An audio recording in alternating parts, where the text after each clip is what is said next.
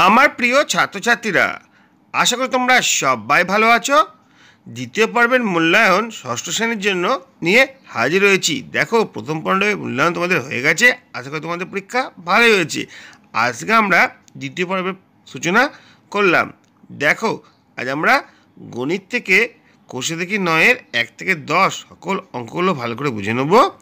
আর পরিবেশ আর বিজ্ঞানে 39 পারা থেকে 45 পারা পর্যন্ত কী কী প্রশ্ন হয় তার উত্তরগুলি বা কীভাবে লিখতে হবে সেগুলো একটু নিয়ে আলোচনা করব। যদি আজকে ভিডিও ভালো লাগে, লাইক কমেন্ট শেয়ার করবে। চ্যানেলে যদি নতুন এসে থাকো, চ্যানেলটা সাবস্ক্রাইব করে পাশে থাকা বেল আইকনটা বাজিয়ে দেবে, যাতে আমার তৈরি পরবর্তী ভিডিওগুলো সবার আগে তোমার কাছে পৌঁছায়। চলো আজকে পড়াটা শুরু করা যাক। দেখো, কি দেখতে পাচ্ছি, আমরা পড়বো আজকে শতকরা। কোষে দেখি 9। দেখো, শতকরা মানে হচ্ছে একটা ভগ্নাংশ যার হরে থাকবে 100। এখান থেকে আমরা বোঝার চেষ্টা করি, নিচের চিহ্নিত অংশের পরিমাণকে শতকরায় প্রকাশ করার চেষ্টা করি। দেখো, কয়েকটা ছবি দিয়েছে এখানে, তার মধ্যে কয়েকটা অংশ চিহ্নিত করে দিয়েছে। এটাকে আমরা শতকরায় প্রকাশ করার চেষ্টা করব। প্রথম ছবি দেখো, এখানে 100টা ঘর রয়েছে, তার মধ্যে কয়েকটা ঘরে সবুজ রঙের দাগ রয়েছে। দেখো, কী করে করতে হবে, 14টা ঘরে সবুজ রঙের দাগ ছিল 100টার মধ্যে, মানে হচ্ছে 14%। ঠিক আছে, দেখো লবে আছে 14, হরে আছে 100। এরকম থাকলে এই লবে যেটা থাকে সেটাকে আমরা পার্সেন্টেজে বলি বা শতকরা 14 বলি। পরেরটা দেখো, এই যে ছবিটা দেখতে পাচ্ছি, এই ছবিটাকে দুটো ভাগে ভাগ করেছে, একটা ভাগকে রং করা হয়েছে। তার মানে রঙিন অংশ কত? রঙিন অংশ হচ্ছে 1/2। আমরা কি বললাম, শতকরা মানে হরে থাকবে 100, কিন্তু এখানে হরে কত আছে? হরে আছে আমাদের 2। তাহলে আমাদের কী করতে হবে, 1/2কে আমরা 100 দিয়ে গুণ করবো, 100/100। ঠিক আছে, এই 2 আর 100 কাটলে 50 হয়, নিচের 100টা থাকেই যাচ্ছে। এবার দেখো, 50/100, হরে আছে 100, কত পার্সেন্ট হবে? 50% হবে। অনুরূপভাবে পরের ছবিটা দেখো, এইখানে কতভাবে ভাগ করা হয়েছিল? 1 2 3 4 5, 4 20। ঠিক আছে, 25 ভাগে ভাগ করা হয়েছিল, 5 5 25, তার মধ্যে 8 ভাগ রং করা হয়েছিল। কিন্তু হরে তো আমাদের 25 আছে, হরে তো 100 থাকতে হবে। কি করব, ওই একই রকমভাবে 100/100 দিয়ে গুণ করবো। তাহলে 25 আর 100 আমরা কাটাকাটি করলে হচ্ছে 4 4 8 32, তাহলে 32/100 মানে 32%। তারপরে অংশটা কি আছে দেখো, 3-এর 4 অংশ, একে 100 দিয়ে গুণ করবো, কাটাকুটি করবো, হবে 75/100, 75%। তারপরটা 2-এর 5 আছে, ওকে 100/100 দিয়ে গুণ করবো, কাটাকুটি করবো, হবে 40-এর 100, 40%। নেক্সট তারপরটা রয়েছে কত, 2-এর 8, 2-এর 8 কাটাকুটি করবো, 100 দিয়ে গুণ করে হবে 25%। পরের অংশ চলে আসি, নিচের সামান্য ভগ্নাংশগুলিকে শতকরায় পরিণত করি। ওই একই রকম নিয়ম। দেখো, 45-এর 50, 100/100 দিয়ে গুণ করবো, 50 2 100, 2 45-এর 90, তাহলে 90% হচ্ছে। পরেরটাও হবে 90%। সবকটাকে 100 দিয়ে আমরা গুণ করছি। দেখো, 33/300, 300 আর 100 কাটলে হচ্ছে 3, 3 আর 33 কাটলে হচ্ছে 11, 11/100 মানে 11%। পরেরটা দেখো, এটাকে পূর্ণ ভেঙে নেবো, 5-একে 5 আর 2 7, 7-এর 5, 7-এর 5কে 100/100 গুণ করবো। এখানে হবে 5 20 100, 20 7 140, 140/100 মানে হচ্ছে 140%। অনুরূপভাবে এটাও সেরকমভাবে হবে। দেখো, 4 15 3-এর 8, 3 8 4 8 32 আর 3-এ 35, 35% তাকে 100/100 গুণ করবো, কত আসবে আমাদের? কাটাকুটি 875/2 ইন্টু 1/100। ঠিক আছে, তার মানে কি হচ্ছে 875/2%। বললাম এরকমভাবে করতে হয়। এটাকে ভেঙে নিলাম, 437 পূর্ণ 1/2%। পরেরটা দেখো কি বলেছে, নিচের দশমিক ভগ্নাংশগুলিকে শতকরায় পরিণত করি। আমরা কি শিখেছি, দশমিকের পরে সংখ্যা যত, 1-এর পরে 0 তত। দেখো, দশমিকের পরে একটা সংখ্যা ছিল, ওই জন্য 6-এর নিচে 1-এর পরে একটা 0 বসছে, 10 হচ্ছে।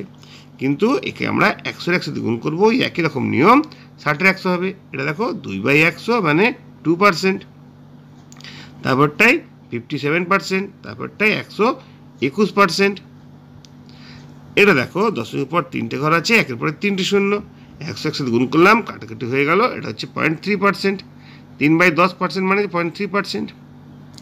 এরপরে হচ্ছে শতকরাগুলিকে সামান্য ভগ্নাংশে পরিণত করব। দেখো, শতকরা মানে 10% মানে 10/100, কাটাকুটি করলে 1/10 হচ্ছে 70%, মানে হচ্ছে 7/10।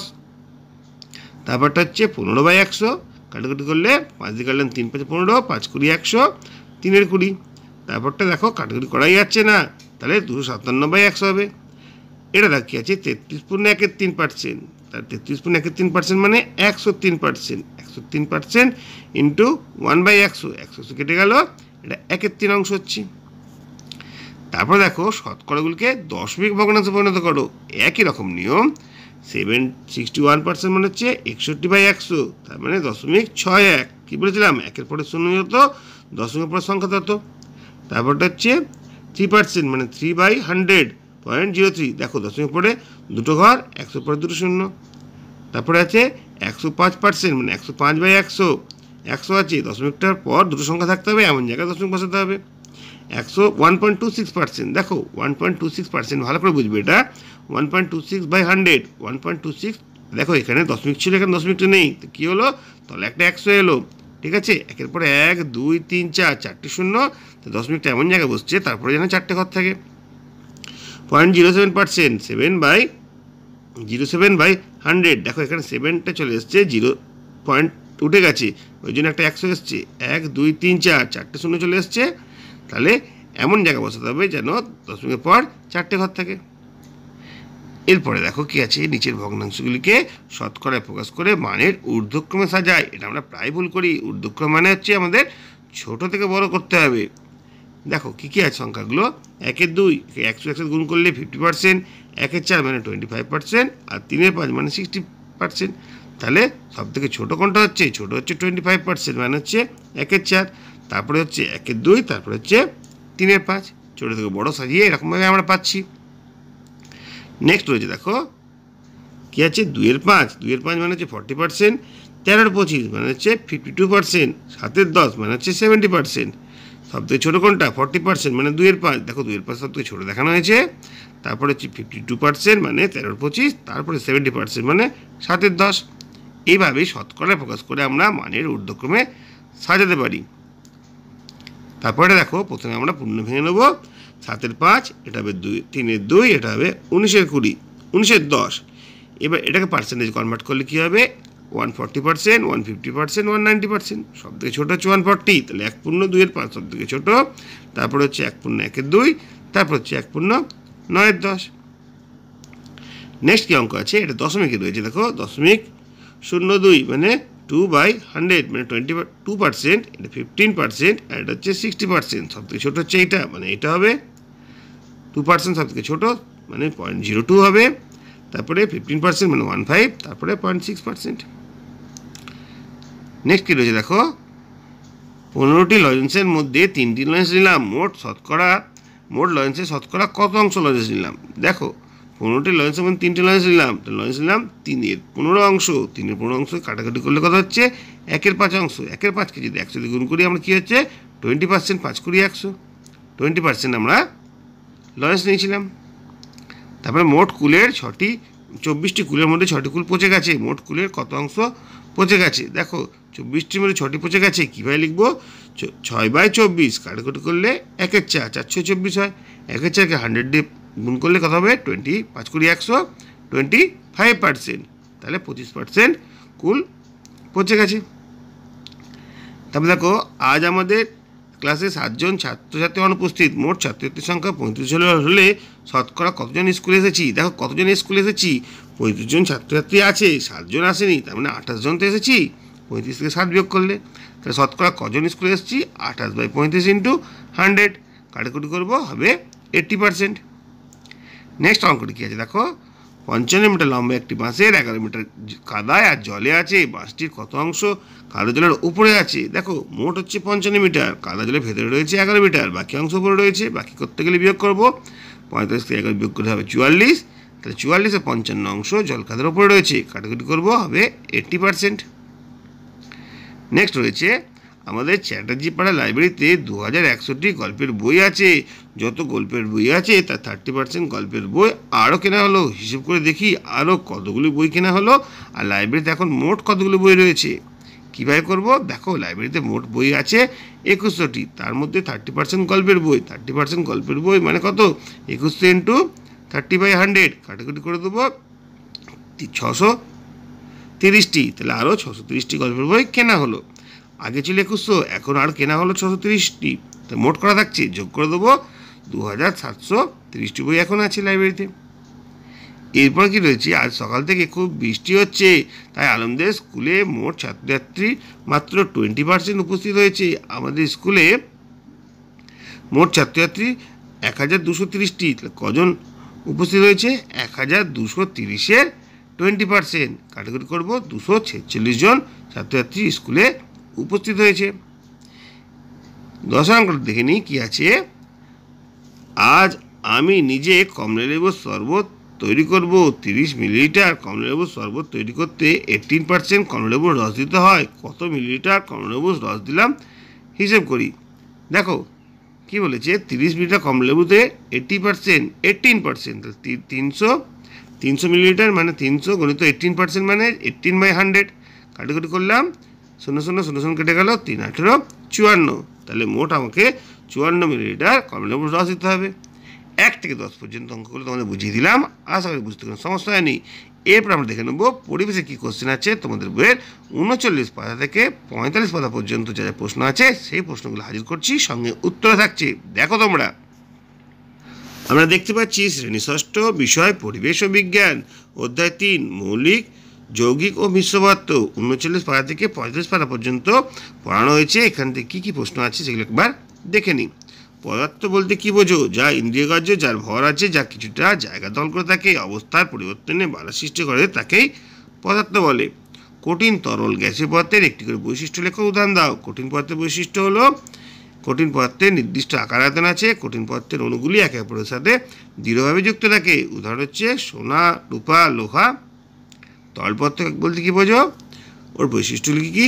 তরল পদার্থের নির্দিষ্ট আকার নেই, আয়তন আছে। তরল পদার্থকে যে পাত্রে রাখা হয় সেই পাত্রে আকার ধারণ করে। তরল পদার্থের অণুগুলি একে অপরের সাথে খুব দৃঢ়ভাবে যুক্ত থাকে না, যেমন হচ্ছে দুধ, জল, মধু। এর পরের কোশ্চেন হচ্ছে গ্যাসীয় পদার্থের বৈশিষ্ট্য। গ্যাসীয় পদার্থের নির্দিষ্ট আকার বা আয়তন কিছুই নেই। গ্যাসীয় পদার্থের অণুগুলি একে অপরের সাথে খুব হালকাভাবে যুক্ত থাকে। গ্যাসীয় পদার্থের ওপর চাপ বৃদ্ধিতে তার আয়তন হ্রাস পায়। উদাহরণ হচ্ছে অক্সিজেন, হাইড্রোজেন, নাইট্রোজেন। ধাতু পদার্থের ধর্মগুলি কী কী? ধাতু পদার্থের ধর্মগুলোর নিম্নরূপ। কেমন কেমন রয়েছে দেখো। ধাতুর উপরের তলে আলো পড়লে চকচক করে, আঘাত করলে ঠন করে শব্দ উৎপন্ন হয়। ধাতুর সাধারণত তাপ এবং তড়িতের পরিবাহী হয়। ধাতু সরু দণ্ড আঁকানো যায়, খুব জোরে পেটালে চ্যাপ্টা হয়ে যায়। ধাতু পদার্থের বৈশিষ্ট্য বা ধর্ম বলা যেতে পারে। 4 নম্বর প্রশ্নটা কী আছে, এমন একটা পদার্থের নাম লেখো যা অধাতু হলো তাপ এবং তড়িতের খুব সুপরিবাহী। গ্রাফাইট উত্তর পরীক্ষায় প্রায় দেয়, ভালো করে তোমরা পড়বে। অধাতু তাপের সুপরিবাহী হচ্ছে হিরে। অধাতু পদার্থের বৈশিষ্ট্যগুলি কী কী বা ধর্মগুলি কী কী? অধাতুর উপর আলো পড়লে চকচক করে না, আঘাত করলে শব্দ উৎপন্ন হয় না, তাপ এবং তড়িতের সুপরিবাহী নয়, ধাতুকে সরু খণ্ড সহজে বাঁকানো যায় না, আর জোরে ফেটালে চ্যাপ্টা হয়ে যায় না। কয়েকটি ধাতুর আর অধাতুর উদাহরণ এখানে জানতে চাওয়া হয়েছে। কয়েকটি ধাতু অধাতু হচ্ছে সোনা, তামা, রূপা। আর ধাতু হচ্ছে হাইড্রোজেন, অক্সিজেন, নাইট্রোজেন, কার্বন। এগুলো অধাতু, এগুলো হচ্ছে ধাতু। এরপরে চলে আসছি মিশ্র পদার্থ বলতে কী বোঝো? 2 বা তার বেশি রাসায়নিক পদার্থের সমন্বয়ে গঠিত পদার্থকে বোঝায়। এগুলি দ্রবণ, প্রলম্বন, নিক্ষেপ এই 3 রূপে মিশ্রিত থাকে। মৌলিক পদার্থ বলতে কী বোঝো? উদাহরণ দাও। যে সকল পদার্থকে ক্ষুদ্র ক্ষুদ্র অংশে বিভক্ত করলে ওই পদার্থ ছাড়া অন্য কোনো পদার্থ পাওয়া যায় না, তাকে মৌল বা মৌলিক পদার্থ বলে। হিলিয়াম, লিথিয়াম, বেরিলিয়াম এগুলো সবই হচ্ছে মৌলিক পদার্থ। জল কী কী নিয়ে গঠিত? জল 2 অণু হাইড্রোজেন, 1 অণু অক্সিজেন নিয়ে গঠিত। অক্সিজেনের ধর্মগুলি কী কী? অক্সিজেন হচ্ছে বর্ণহীন, গন্ধহীন, গ্যাসীয় পদার্থ, বাতাসে সামান্য ভারী। অক্সিজেন কোনো কিছুকে জ্বলতে সাহায্য করে কিন্তু নিজে জ্বলে না। হাইড্রোজেনের ধর্ম কেমন? হাইড্রোজেন ধর্ম হচ্ছে হাইড্রোজেন গ্যাস বর্ণহীন, গন্ধহীন, গ্যাসীয় পদার্থ, আর বাতাসে সামান্য হালকা। অক্সিজেন উপস্থিতিতে আগুন দিলে হাইড্রোজেন গ্যাস নিজেই জ্বলে। জলের 2 ধর্ম কী কী? জলের 2 ধর্ম হচ্ছে জল বর্ণহীন, গন্ধহীন, সাধারণত তরল। জল কোনো কিছুকে জ্বলতে সাহায্য করে না। কিভাবে প্রমাণ করবে জল একটি যৌগিক পদার্থ? দেখো, খুবই গুরুত্বপূর্ণ প্রশ্ন এটা। পরীক্ষায় বোঝা যায় জলের মধ্যে হাইড্রোজেন আর অক্সিজেন তাদের নিজস্ব ধর্ম বজায় রাখতে পারেনি, অর্থাৎ জলের ধর্ম তার উপাদান গুলি ধর্ম থেকে সম্পূর্ণ ভিন্ন। জল এমন একটা পদার্থ যা তৈরি হয়েছে হাইড্রোজেন ও অক্সিজেনের মধ্যে ঘটে যাওয়া রাসায়নিক বিক্রিয়ার ফলে, তাই জল হলো যৌগিক পদার্থ।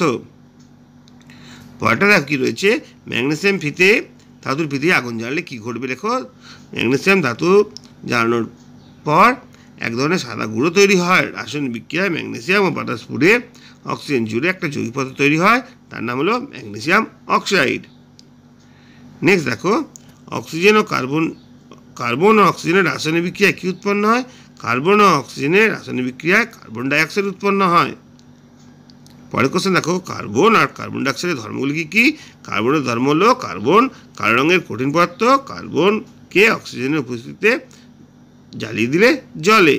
আর কার্বন ডাইঅক্সাইড একটা বর্ণহীন গ্যাস, কার্বন ডাইঅক্সাইড কিন্তু জ্বলতে সাহায্য করে না। দেখো, আজকে পড়াটা এখানে শেষ করছি। আশা করি তোমাদের অনেক কাজ আসবে। আগামী দিনে এরকম পড়া নিয়ে হাজির থাকবো। চ্যানেলটাকে সঙ্গে রেখো। যদি ভালো লাগে লাইক কমেন্ট শেয়ার করবে। চ্যানেল যদি নতুন থাকো চ্যানেলটা সাবস্ক্রাইব করে পাশে থাকা বেল আইকনটা বাজিয়ে দেবে, যাতে আমার তৈরি পরবর্তী ভিডিওগুলো সবার আগে তোমার কাছে পৌঁছায়। তোমরা প্রত্যেকে ভালো থাকবে।